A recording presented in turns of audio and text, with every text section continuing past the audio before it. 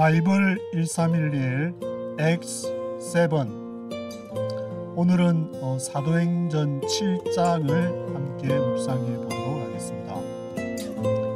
오늘은 한반도 프로젝트 1260 316일째를 지나고 있습니다.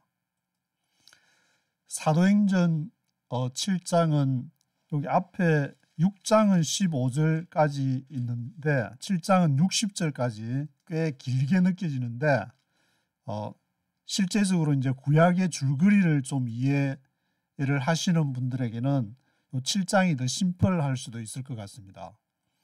7장에서는 아브라함이 갈대아 우르에서 하란을 지나서 이제 가나안으로 가는 그런 여정, 그리고 이제 애굽으로까지 이제 가가지고 애굽에서 모세가 태어나서 어떻게 모세가 이제 미디안에 있다가 40년 미디안 40년 그 애굽 이집트에서 궁정 생활을 하다가 40년 미디안 생활을 하다가 또 어떻게 40년 광야 생활의 리더로서 활동하게 되는지, 그리고 그 이후에 이제 우상 숭배를 해서 바벨론으로 유수되는 것까지 쭉 얘기하면서 스데반 집사님이 말하고자 하는 것은 이 44절부터 53절까지 있는 진정한 성전이란 무엇인가, 이거를 얘기를 하고 싶었던 것이 아닌가. 저는 읽으면서 결론 부분을 여기 44절부터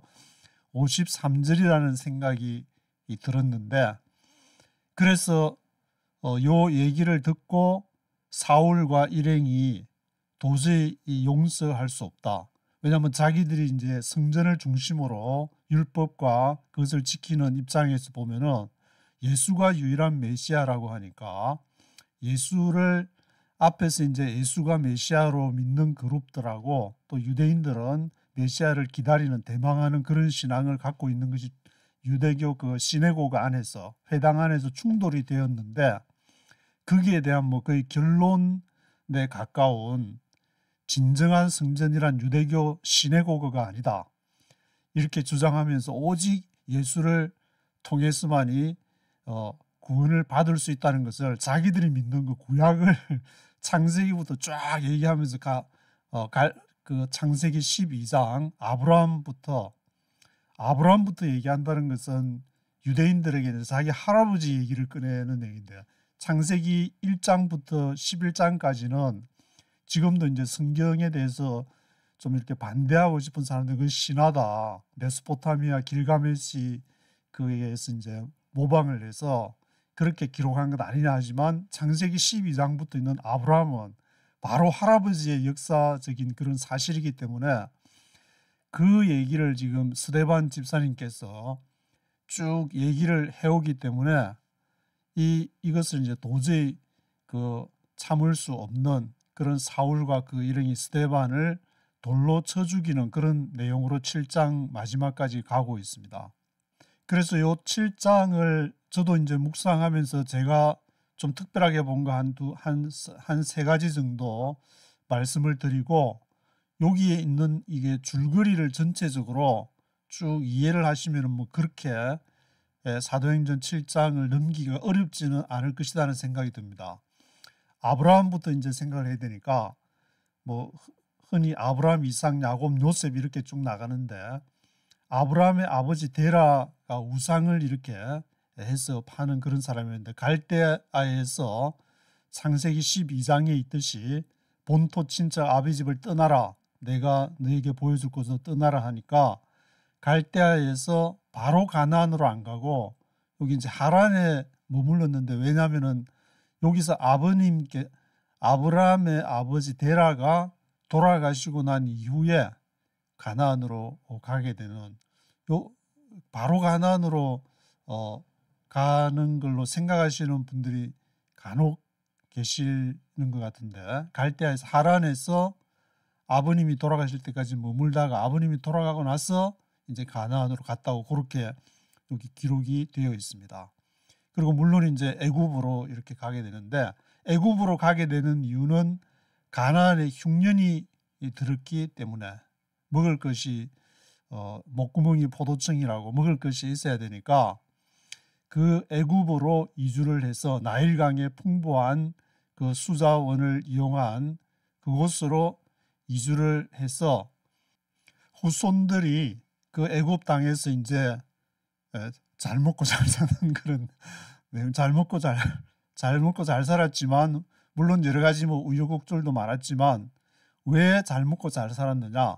아브라함, 이삭, 야곱 이후에 야곱의 이제 12명의 아들 중에 요셉이라는 그 요셉이 애굽으로 이렇게 팔려가 가지고 그 애굽에서 총리 대신까지 뭐 오르는 드라마틱한 그런 과정들이 스토리가 거기 있는데 그 요셉으로 인해서 이렇게 창세기에서는 70명의 영혼이 이주를 했다. 아브라함 그 야곱 아버지 요셉의 아버지 야곱과 함께 70명이 영혼 이주했는데 여기 스데반은 7장에서 기록할 때 75명으로 기록을 하고 있습니다. 그래서 왜 그렇게 됐느냐?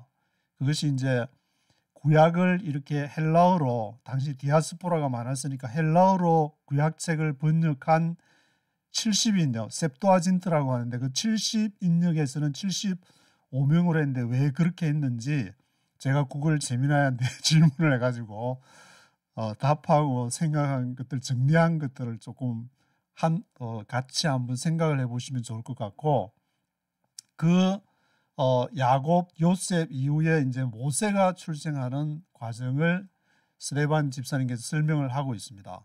모세가 출생을 해서 40년 동안 궁정 생활을 하다가 동족을 도와주려고 했는데 자기 동족하고 이집트 사람을 싸울 때는 동족 편을 들어서 이집트 사람이 죽게 됐는데 그 다음에 가니까 이스라엘 사람끼리 싸워서 말리려고 하니까 너가 이집트 사람 죽인 것처럼 우리도 죽이려고 하느냐. 자기는 이제 좋은 일 했다고 생각했는데 좋은 의도에서 모세는 그렇게 했지만 우리 민족끼리 한민족은 그렇게 생각하지는 않았다. 그래서 미디안으로 도망을 가서 이제 거기서 애 2명 놓고 40년 동안을 미디안에서 살았던 그 내용. 근데 모세가 이제 거기 있으면서 40년 동안 있으면서 하나님을 이렇게 어떻게 만나게 되는지 이 하나님을 만나게 되는 과정에서도 표현하는 방법이 창세기에서는 하나님의 사자라는 표현과 하나님이 직접 대면했다는 그런 표현이 쓰이고 있는데 여기 스데반 집사님께서 설명하시는 내용에는 사자라는 그 표현만을 사용하고 있어서 이것이 이제 그 당시에 어떤 하나님과 인간과의 사이에 중재자라는 그런 어떤 개념의 영향을 받은 것이 아닌가 뭐 그런 내용도 조금 제가 한번 생각을 한 것이 있습니다. 그것도 같이 한번 생각해 보시고 그리고 스데반 집사님은 이렇게 설명하면서 이제 어디로 끌고 가냐 하면은 사람들의 생각을 모세의 시내산에서 율법을 받는 그 당시로 끌고 갑니다. 근데 율법을 받으러 모세가 시내 산에 올라가니까 밑에 아론과 그 백성들이 이제 모세가 지금 올라가서 아무 소식이 없는 거 보니까 죽었다. 그래서 우리는 우상을 만들어서 우리 이끌어갈 거를 만들어야 되지 않냐. 그래서 이스라엘의 우상 숭배에 대해서 기록을 하면서 그 우상 숭배가 계속되면서 바벨론으로 이렇게 유수가 되는 그게 이제 BC 586년에 남쪽 유다가 바벨론에 멸망하는 데까지 바벨론 성전이 멸망을 하게 됐으니까 이 사도행전을 기록한 누가가 기록할 당시에는 아직 이제 예수님이 예언한 이스라엘 성전이 멸망한 AD 70년이 안 된 걸로 생각이 되는데 그 당시 이제 바벨론 유수를 언급한 것은 이스라엘 백성들이 가장 중요하다고 여기는 예루살렘 성전의 멸망을 언급한 것이니까 그 성전이 뭐냐는 이제 결론. 그럼 진정한 성전이 뭐냐?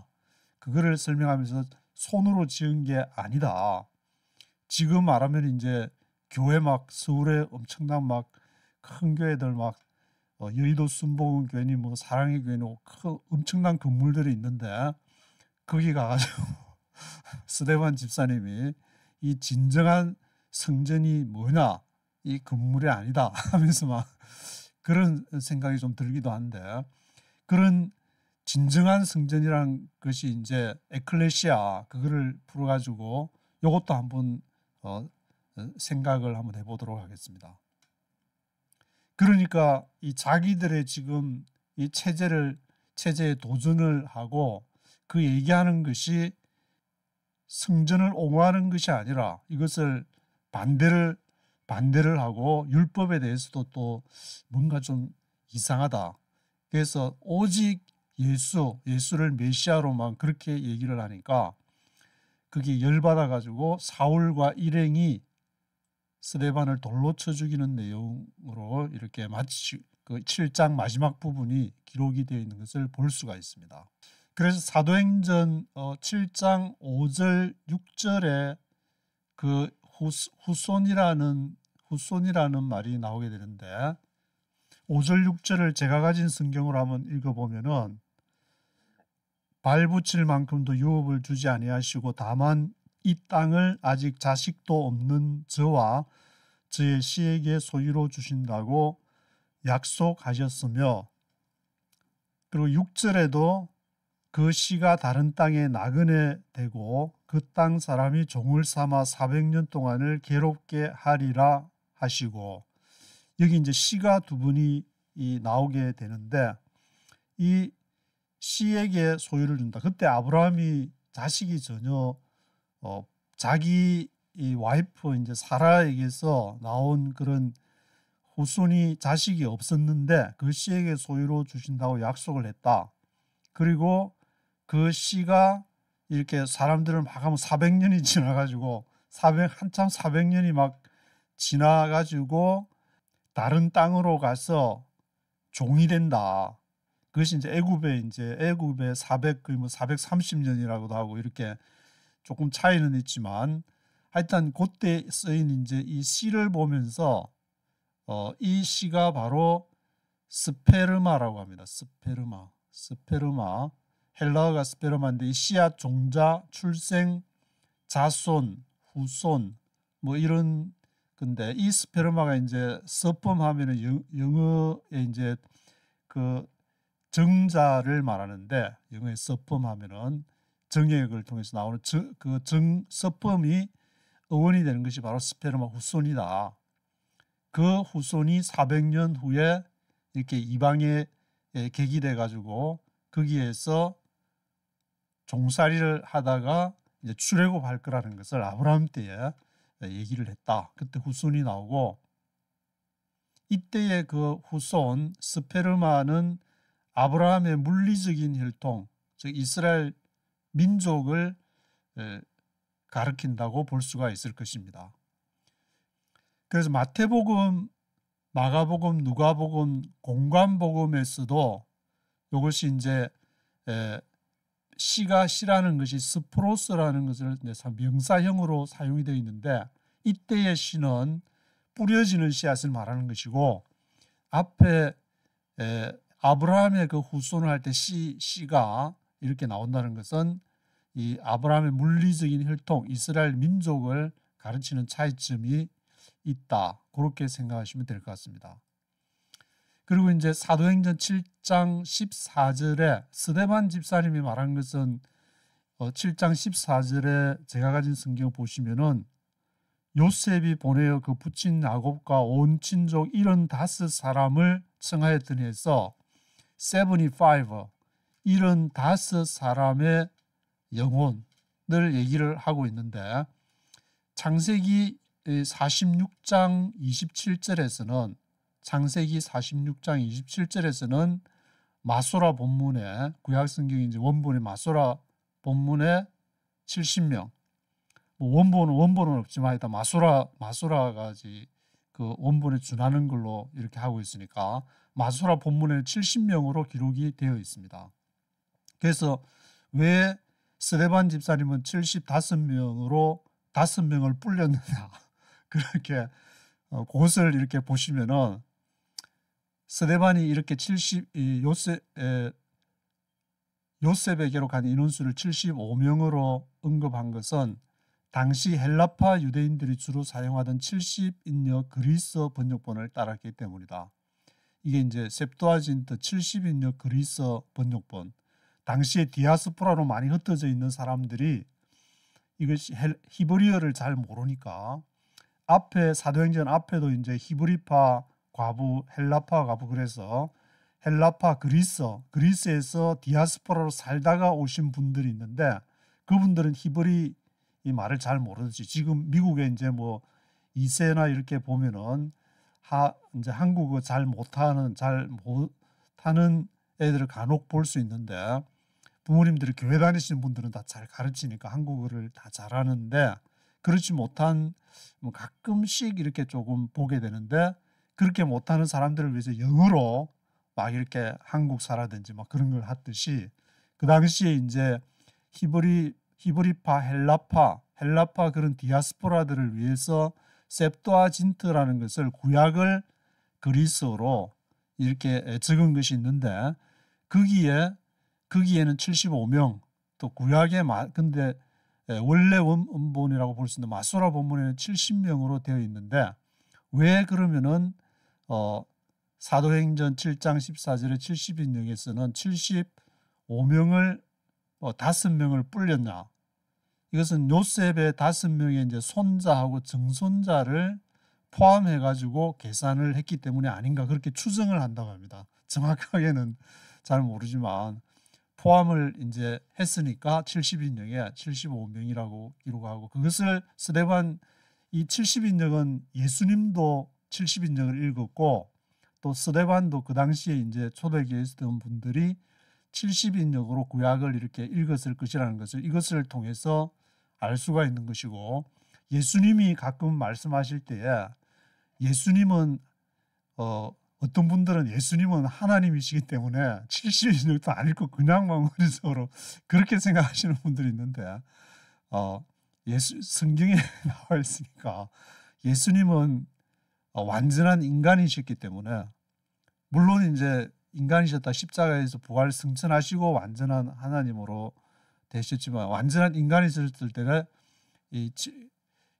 그 70인역을 읽으셨다는 것을 그 성경의 기록을 통해서 예수님이 이런 말을 한 것을 어디를 참조했을까 보면 나오니까 근데 그것까지 부정해가지고 예수님을 신격화 그걸 너무 강조하는 것은 너무 좀 어거지가 아닌가 그런 분들이 거의 없는 걸로 생각하지만 간혹하다 이제 그렇게 생각하시는 분들이 간혹 가다가 있으신 것 같아가지고 그래서 스데반 집사님이 75명이라고 했지만 이것은 결국 기록한 것은 이제 누가가 누가복음하고 이제 사도행전을 저수를 했는데 누가도 이렇게 보다가 만약에 이 스데반이 75명 말했더라도 이게 좀 이상하다 해서 막 기도하니까 성령께서 70명으로 적으라 그러면 누가 선배님께서 70명으로 적었을 것인데 그렇게 안 한 거를 보면은 누가 우리 선배님께서도 당시 통용되던 구약 헬라어 70인역을 인용한 것으로 그 당시에 이제 누가 사도행전을 기록한 누가도 70인역을 봤다는 것을 알 수가 있을 것 같습니다.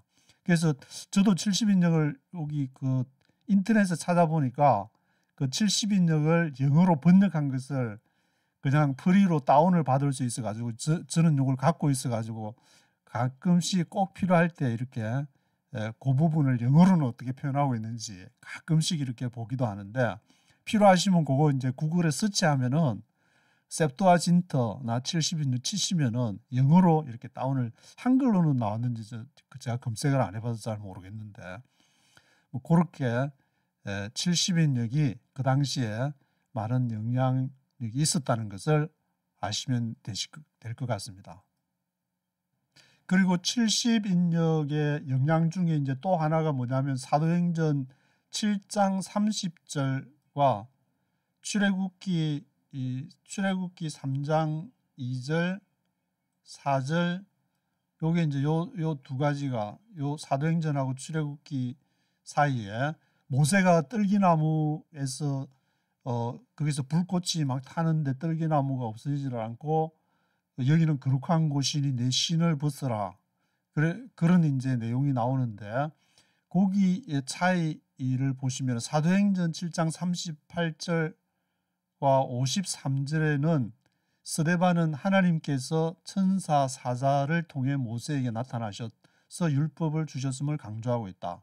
이것은 이제 사람과 그 하나님 사이의 중간 역할을 하는 천사와 그 사자, 이것을 하나님의 초월성과 중재를 강조하는 신약시대의 관점 혹은 당시 유대 전통의 일반적인 표현 방식이 반영이 되었다고 설명을 하고 있습니다. 이 천사, 사자라는 것은 어떤 그 심부름꾼이라고 그 바울 서신에서는 이제 그런 표현도 있는데 불의는 영이다, 심부름꾼이다. 직접 하나님이 아니고. 근데 출애굽기에서는 두 가지가 같이 이렇게 공존을 하고 있습니다. 여호와의 사자가 떨기나무 불꽃 가운데 그에게 나타나시니라. 여호와의 사자, 여기에서는 이제 에인절이라는 표현을 쓰는데 그 4절에서는 다음 절에서는 하나님이 모세를 부르시고 6절에도 이제 스스로 내 조상의 하나님이라고 말씀을 하나님이 이제 자기 자신을 I am that I am, 나는 스스로 있는 자다. 그렇게 얘기하면서 하나님이 직접 이렇게 나타나는, 그때는 사자가 아닌 그런 모습이 구약에는 기록이 되어 있는데 여기 이제 스데반 집사님이 얘기를 할 때는 이게 천사, 사도행전 7장 38절과 53절에는 천사, angel of the Lord, 주의 천사가 모세에게 나타나시다. 그렇게 표현하는 점이 이제 조금 그 차이가 나는데 이 영향은 70인역에서 영향을 받았고 그 당시에 천사나 사자에 대한 그런 어떤 개념이 하나님의 어떤 것을 생각하면서 거기에 반영이 되지 않았나, 그런 거를 뭐 조금 더 깊이 아시고 싶으신 분은 그 당시에 이제 어땠는지 그런 것을 뭐 책자를 조금 보시면은 더 깊이 이해를 하지 않을까, 그런 생각이 좀 들고 있습니다.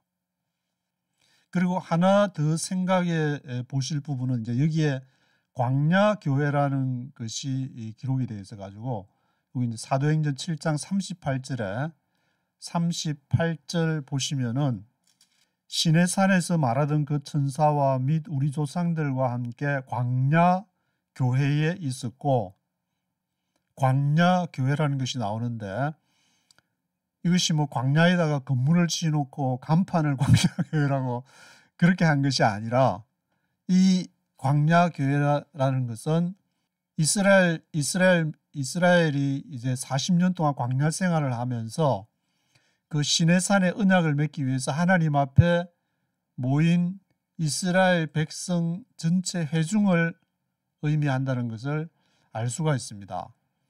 그래서 이때 이제 광야 교회할 때 이 교회가 바로 에클레시아가 되는데 이 에클레시아라는 것이 마태복음 16장 18절에 이제 예수님이 베드로에게 내 반석 위에 내 에클레시아를 세울 것이다 해서 이 에클레시아라는 것은 문자적으로 밖으로 불러내다 라는 이제 뜻이기 때문에 지금 이제 우리가 흔히 교회 무슨 뭐 교회가 굉장히 이제 한국에 굉장히 많은 교회들이 있는데 그 교회라는 것이 바로 에클레시아를 말하게 되는 것이고, 그것은 밖으로 불러낸 사람들이 모인 것이라는 것을 알 수가 있습니다. 그런데 이제 종교개혁 루트 칼빈 1517년 그 종교개혁 이후에는 이 에클레시아라는 것이, 교회라는 것이 어떤 조직이 아닌 그것이 가톨릭에 대항해서 이렇게 종교개혁이 일어나다 보니까 그것이 이제 개인적인 하나님 앞에 부름받은 개인을 의미한다는 것으로 뭐 거의 개신교에서는 그 정도까지는 이제 정착이 된 것으로 저는 생각이 드는데, 그래서 이 교회 스데반 집사님께서 이 광야 교회를 얘기를 하시면서 그 당시에도 무엇을 생각하면서 이 에클레시아라는 것을 스데반이 생각을 했냐면은 예수님을 메시아로 믿는 그 본인, 그 스데반 자신이 이것을 막 간증을 하면서 돌에 맞아 죽을 정도까지 굉장한 하늘이 막 열리고 하는 걸 보면은 이것이 이제 스데반의 그 순교가 에클레시아라는 그 교회 개인이 벌써 그것을 신앙을 고백하면서 사울과 그 일행에 의해서 돌에 맞아서 죽게 되는 그런 엄청난 이 종교개혁에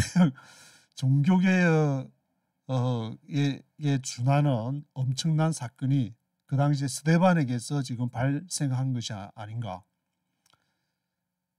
르네상스 운동은 저기서부터 시작이 된 것이 아닌가. 스데반부터 지금 시작이 된 것이 아닌가 생각이 들기도 한데, 하여튼 이 사도행전 19장 32절, 39절, 41절에도 이 에클레시아가 스데반이 말한 것하고는 이제 여기는 그야말로 문자 그대로 불러낸다는 그런 표현을 사용하고 있습니다. 이 32절 19장의 32절, 39절, 41절은 바울과 거기 이제 데메드리오 막 소동하는 그러한 내용이 기록이 되어 있는데 32절에는 모인 무리가 분란하여 태반이나 어찌하여 모였는지 알지 못하더라. 여기에도 에클레시아 불러낸 사람 왜 불러냈는지를 몰랐다는 그때도 에클레시아가 사용이 되고 있고, 그리고 39절에는 만일 그 외에 무엇을 원하거든 정식으로 민회에서 결단할지라. 민회라는 이것을 쓸 때도 에클레시아를 사용을 하고 있습니다. 그리고 41절에 보면은 이에 그 모임을 흩어지게 아니라, 이때도 이제 에클레시아 하는데 이 불러낸 사람, 여기 고대 그리스 도시국가 폴리스에서 특정 목적을 위해서 소집된 시민들의 집회를 가리킬 때도 에클레시아, 사람들은 이제 광장으로 불러내야 되니까 그때도 에클레시아를 사용했는데, 스데반이 말하는 광야 교회에서의 에클레시아는 예수님이 메시아가, 오직 예수님만이 메시아가 되신다는 거기로 부름을 받은 그 스데반의 고백이 포함되어 있다는 것을 기억을 하면 좋을 것 같습니다. 그리고 이제 70인역에 보시면은 이스라엘 백성의 광야 모임을 카할이라고 한다 그러는데, 이것을 에클레시아로 자주 이렇게 번역을 하고 있는, 구약의 히브리어를 광야 이스라엘 백성의 광야 모임을 에클레시아로 번역을 한다. 불러냈다. 어디로부터? 이집트, 애굽으로부터 불러낸 것. 그리고 저는 이 에클레시아를 보면서 한국의 교회든 이제 뭐 흩어진 디아스포라로 흩어진 해외에서 신앙생활을 하는 사람이든 다 이렇게 에클레시아 불러낸 사람들이고, 교회를 다니건 안 다니건 800만 명의 디아스포라들은 에클레시아적인 그런 성격을 가지고 있는 것이 아닌가, 그런 생각이 좀 들기도 했습니다. 그래서 그런 내용이 이제 요 신명기 4장, 9장, 18장 뭐 요런 때도 같이 에클레시아로 번역된 것이 있다. 70인역에서 그것을 설명을 하고 있습니다. 그래서 요 내용, 스데반의 설교 내용은 길기는 하지만 60절에 가까운 그 많은 내용을 기록하고 있지만, 스데반이 말하고자 한 그 결론은 7장 44절부터 53절까지 그 성전이 이렇게 손으로 지은 성전이 아니라 예수 그리스도가 내 안에 임재하는 그 스데반 자신이 바로 에클레시아, 내가 부름을 받았다. 그러한 내용을 얘기를 하는 거니까, 벌써 초대교회 때 이런 그 1517년 종교개혁하기 이전에 1500년 전에 스데반이 벌써 그 개념을 정립을 해놨기 때문에 종교개혁을 생각해서, 물론 가톨릭에 이제 반대를 하다 보니까 그런 신학들이 많이 있고 한데, 그보다 지금은 이제 인공지능도 발달하고 했으니까 그 시대를 왔다 갔다 하면서 결국 바이블 성경에서 스데반이 말한 그 에클레시아의 개념, 교회의 그러한 개념이 이렇게 더 종교개혁보다 더 앞서서 우리가 묵상해야 될 그러한 부분이 아닌가, 좀 그런 생각이 좀 들었습니다. 그래서 1절부터 한번 전체를 한번 쭉 들어보시도록 하겠습니다. Then the high priest asked him, Are these charges true? To this he replied, Brothers and fathers, listen to me. The God of glory appeared to our father Abraham while he was still in Mesopotamia, before he lived in Haran. Leave your country and your people, God said, and go to the land I will show you. So he left the land of the Chaldeans and settled in Haran. After the death of his father, God sent him to this land where you are now living. He gave him no inheritance here, not even a foot of ground. But God promised him that he and his descendants after him would possess the land, even though at that time Abraham had no child. God spoke to him in this way, Your descendants will be strangers in a country not their own, and they will be enslaved and mistreated 400 years. But I will punish the nation they serve as slaves. God said, and afterward they will come out of that country and worship me in this place. Then he gave Abraham the covenant of circumcision. And Abraham became the father of Isaac, and circumcised him 8 days after his birth. Later Isaac became the father of Jacob, and Jacob became the father of the 12 patriarchs. Because the patriarchs were jealous of Joseph, they sold him as a slave into Egypt. But God was with him, and rescued him from all his troubles. He gave Joseph wisdom and enabled him to gain the goodwill of Pharaoh, king of Egypt. So he made him ruler over Egypt and all his palace. Then a famine struck all Egypt and Canaan, bringing great suffering, and our fathers could not find food. When Jacob heard that there was grain in Egypt, he sent our fathers on their first visit. On their second visit, Joseph told his brothers who he was, and Pharaoh learned about Joseph's family. After this, Joseph sent for his father Jacob, and his whole family, 75 in all. Then Jacob went down to Egypt, where he and our fathers died. Their bodies were brought back to Shechem, and placed in the tomb that Abraham had bought from the sons of Hamor at Shechem for a certain sum of money. As the time drew near for God to fulfill his promise to Abraham, the number of our people in Egypt greatly increased. Then another king, who knew nothing about Joseph, became ruler of Egypt. He dealt treacherously with our people and oppressed our forefathers by forcing them to throw out their newborn babies so that they would die. At that time Moses was born, and he was no ordinary child. For 3 months he was cared for in his father's house. When he was placed outside, Pharaoh's daughter took him and brought him up as her own son. Moses was educated in all the wisdom of the Egyptians, and was powerful in speech and action. When Moses was 40 years old, he decided to visit his fellow Israelites. He saw one of them being mistreated by an Egyptian, so he went to his defense and avenged him by killing the Egyptian. Moses thought that his own people would realize that God was using him to rescue them, but they did not. The next day Moses came upon 2 Israelites who were fighting. He tried to reconcile them by saying, "Men, you are brothers. Why do you want to hurt each other?"